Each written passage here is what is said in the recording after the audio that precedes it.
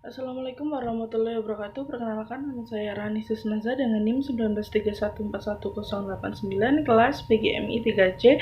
Di situ saya akan menjelaskan tentang pengertian dan sumber ajaran Islam. Yang pertama dari bab 6 dulu, yaitu Al-Quran sebagai sumber agama Islam. Yang pertama, fungsi Al-Quran.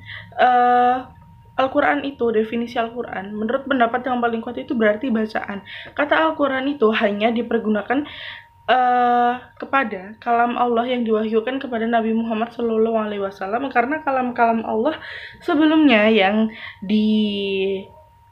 diturunkan kepada nabi-nabi itu tidak bernama Al-Quran. Lalu fungsi Al-Quran itu juga tersurat dalam nama-namanya seperti Al-Huda yang berarti petunjuk, Al-Furqan yang berarti pemisah, lalu Asyifa yang berarti obat, lalu Al-Mau'izah yang berarti nasihat. Lalu yang kedua ada Al-Quran sebagai firman Allah. Al-Quran itu bukanlah pikiran atau ciptaan Nabi Muhammad Sallallahu Alaihi Wasallam. Nah, dengan demikian itu kedudukan Al-Quran itu sebagai firman Allah berdasarkan substansinya. Al-Quran bukan ciptaan Nabi Muhammad. Ia dipelihara oleh Allah Subhanahu Wa Taala yang mewahyukannya. Lalu yang ketiga ada ulum Al-Quran dan tafsir hadis.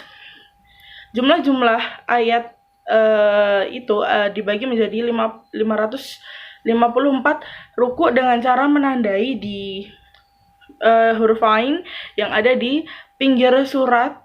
Lalu ia pun juga dibagi menjadi 30 juz dan 114 surat.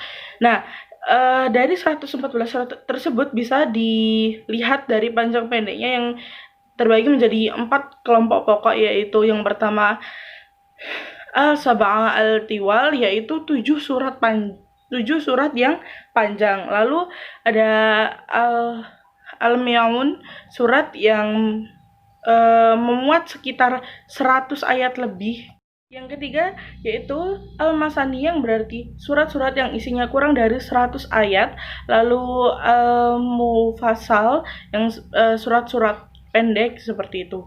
Adapun cara-cara Allah untuk menurunkan Al-Quran kepada Nabi Muhammad itu melalui beberapa cara, yaitu malaikat memasukkan wahyu ke dalam hati Nabi Muhammad. Lalu yang kedua, malaikat menampakkan dirinya kepada Nabi Muhammad ya dalam rupanya yang asli. Lalu yang ketiga, malaikat menampakkan dirinya kepada Nabi Muhammad SAW berupa seorang laki-laki. Dan yang terakhir, wahyu dapat datang kepada Nabi Muhammad seperti gemerincing lonceng. Pada masa Nabi Muhammad dulu, ayat-ayat Al-Quran itu masih berserakan, masih terdapat di pelepah kurma, lalu lempengan batu, lalu kepingan tulang. Nah, terpelihara itu di hafalan para sahabatnya seperti Abu Bakar, Umar bin Khattab, Utsman bin Affan, dan Ali bin Abi Thalib, lalu Sa'ad, lalu Huzaifah, Abu Hurairah, dan lain-lainnya. Secara bahasa, tafsir berarti penjelasan atau keterangan. Di samping itu dari wazan taf'il, dari frasa yang berarti menerangkan, membuka, dan menjelaskan makna yang makul. Secara istilah, ilmu tafsir itu menurut Abu Hayyan itu ilmu yang mempelajari tentang melafalkan dan membahas tentang melafalkan lafaz-lafaz Al-Quran serta menerangkan makna yang dimaksud sesuai dengan petunjuk yang zahir sebatas kemampuan manusia. Para ahli tafsir pada masa sahabat yang terkenal pada Khulafaur Rasyidin itu ada 4, seperti Ibnu Mas'ud, Abdullah Ibnu Abbas, Ubay bin Ka'ab, lalu Zaid bin Sabit, Abu Musa al-Asy'ari, dan Abdullah bin Zubair. Lalu bab 7 yaitu hadis sebagai sumber agama Islam.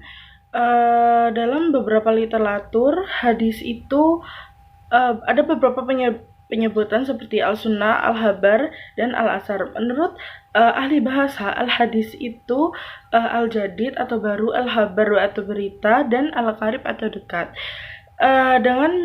Dalam mengartikan al-hadis secara istilah atau terminologi antara ulama hadis dan ulama usul fikih terjadi berbeda pendapat. Menurut ilmu hadis, arti hadis adalah sesuatu yang disandarkan kepada Nabi Muhammad SAW, baik berupa perkataan, perbuatan, takrir maupun sifat. Sedangkan menurut ulama usul fikih, hadis adalah segala perkataan, perbuatan, takrir Nabi Muhammad SAW yang berkaitan dengan penetapan hukum. Sedangkan arti as-sunnah itu berarti cara adalah jalan dan cara yang merupakan kebiasaan baik atau jeleknya. Secara terminologi, segala sesuatu yang bersumber dari Rasulullah, baik berupa perkataan, perbuatan, takrir, sifat, hulukiyah maupun perjalanan hidup sebelum atau sesudah diangkat menjadi Rasul. Lalu ada al-khabar yang secara bahasa yang berarti al-naba atau berita, sedangkan al-asar berarti pengaruh atau sisa sesuatu. Arti terminologi menurut jumhur ulama, al-khabar dan al-asar itu adalah sesuatu yang disandarkan kepada Nabi Muhammad SAW, sahabat dan tabi'in. Sedangkan menurut ulama Khurasan, al-asar hanya untuk yang mauquf atau disandarkan pada sahabat, dan sedangkan al-khabar yang ma'ruf yang disandarkan kepada Nabi. Lalu yang kedua adalah posisi dan fungsi hadis. Hadis itu merupakan sumber ajaran Islam yang kedua setelah Al-Quran. Keberadaan hadis itu sebagai sumber hukum Islam setelah Al-Quran tentunya, selain ketetapan Allah yang dipahami dari ayat yang tersirat merupakan ijma atau konsensus seperti terlihat dalam perilaku para sahabat. Hadis itu juga berfungsi untuk memperincikan dan menginterpretasikan ayat-ayat Al-Quran yang mujmal atau global, serta memberikan persyaratan terhadap ayat-ayat yang mutlak. Di samping itu juga mengkhususkan terhadap ayat-ayat yang bersifat umum. Lalu yang ketiga ada sejarah dan kodifikasi Al-Quran. Di bawah periode itu periodisasi hadis secara garis besar itu ada periode pertama. Periode adalah periode Nabi yang disebut pembentukannya atau pemberian wahyunya. Pada periode ini Nabi itu melarang para sahabat menulis hadis karena di samping adanya rasa takut bercampur antara hadis dan Al-Quran juga berpotensi Islam lebih tercurah kepada Al-Quran. Lalu periode kedua adalah zaman Khulafaur Rasyidin. Masa ini dikenal dengan periode pembatasan hadis dan penyedikitan riwayat. Dan yang periode ketiga adalah penyebaran hadis ke berbagai wilayah yang berlangsung pada masa sahabat kecil dan tabi'in besar. Pada masa ini wilayah Islam sudah masuk ke Syam, Irak, Mesir, dan Persia, dan lain-lain tentunya. Periode keempat adalah periode penulisan dan pembukuan hadis secara resmi. Penulisan ini dimulai setelah ada perintah resmi dan dari Khalifah Umar bin Abdul Aziz sampai akhir abad ke-8 Masehi. Yang periode kelima adalah periode pemurnian, penyehatan, dan penyempurnaan yang berlangsung antara awal abad ketiga sampai akhir abad ketiga Hijriah atau pada dinasti Abbasiyah Khalifah Al-Ma'mun Al-Mu'tadir. Lalu periode keenam adalah masa pemeliharaan, penertiban, penambahan, dan penghimpunan, berlangsung selama 2,5 abad antara abad keempat hingga pertengahan abad ke-7 Masehi. Lalu yang periode ke-7 adalah proses persyarahan, penghimpunan, dan pentahriran. Periode ini merupakan kelanjutan periode sebelumnya, terutama dalam aspek persyarahan dan pengumpulan hadis-hadis. Lalu ada unsur-unsur hadis. hadis itu mempunyai 3 pokok, yaitu sanad, matan, dan rawi. Sebagai pengantar sederhananya ada 4, yakni Nabi Muhammad sampai dengan Anas disebut sanad, mulai salasun sampai Al-Nar yang disebut matan, Al-Bukhari disebut al-rawi, lalu al-rawi juga disebut sanad pertama dan rawi terakhir. Lalu ada bab 8, yaitu ijtihad sebagai sumber ajaran Islam. Secara pengertian ijtihad itu berasal dari kata jahada yang sulit, yang seluruh kata ini beserta seluruh variasinya menunjukkan pekerjaan yang dilakukan lebih dari biasa, sulit dilakukan, atau yang tidak disenangi. Kata ini juga berarti kesanggupan, kekuatan, berat, dan berat. Secara istilah, ijtihad dalam artian jahad terdapat di dalam Al-Quran pada surat An-Nahl, lalu surat An-Nur, Al-Fatir.